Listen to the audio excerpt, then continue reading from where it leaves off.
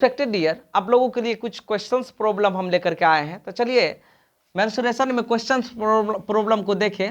Mensuration की total चीज़ों को हम पिछले चैप्टर में पिछले वीडियो में बताया है, तो आज हम क्वेश्चंस प्रॉब्लम बताते हैं। ये प्रॉब्लम नंबर 1 है। एक आयत की भुजाओं का अनुपात 3:4 है। आयत के भुजाओं का अनुपात क्या है डियर? 3:4। यदि लंबाई 16 मीटर है तो क्षेत्रफल और परिमाप क्या है इसका? क्षेत्रफल और परिमाप इसका क्या है? ध्यान दीजिएगा, बहुत ही अच्छा क्वेश्चन है आपके लिए कि एक आयत की भुजाओं का अनुपात है 3:4। ये जो आयत है ना, इसमें लंबाई और चौड़ाई का अनुपात है 3:4। लंबाई और चौड़ाई का क्या अनुपात है डियर? 3:4। लंबाई छोटा है और चौड़ाई बड़ा है।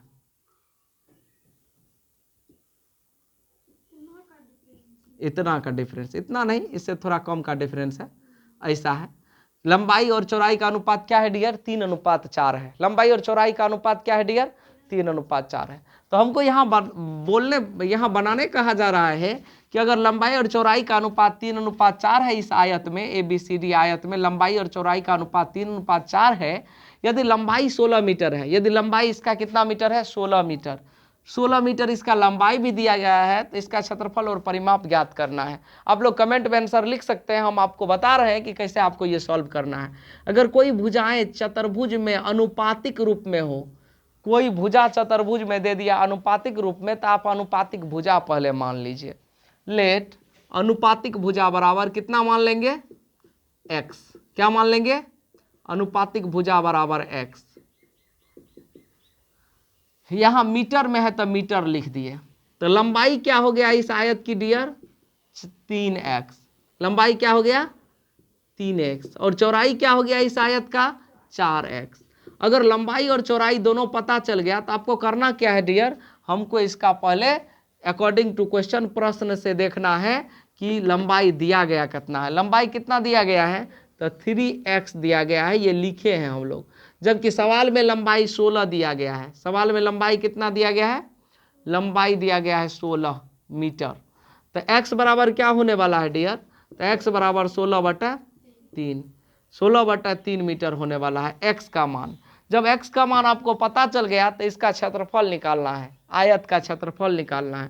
तो आयत का क्षेत्रफल बराबर क्या होगा? सूत्र लंबाई गुना चौड़ाई। आयत का क्षेत्रफल बराबर लंबाई गुना चौड़ाई। आपको पिछले वीडियो में हम ये सारी चीज़ें बताए थे क्षेत्रफल से रिगार्डिंग। तो आयत का क्षेत्रफल लंबाई गुना चौड़ाई, तो लंबाई आपको 3x दिया गया है और चौड़ाई आपको 4x दिया गया है। तो यहाँ पर 3 गुना x के जगह का वैल्यू बैठा लीजिए 16/3 इंटू 4 इंटू फिर x के जगह पर बैठा लीजिए 16/3। 3 कैंसिल हो गया। अब आपका कैलकुलेशन कितना बचता है? 16 गुना 16 256 गुना 4। 256 में 4 को गुना करेंगे, 6 चौके 24, 25 चौके 100, 10/24/3। 10/24/3 इतना वर्ग मीटर इसका क्षेत्रफल हो गया। 10/24/3 वर्ग मीटर। आप देख लीजिए डियर।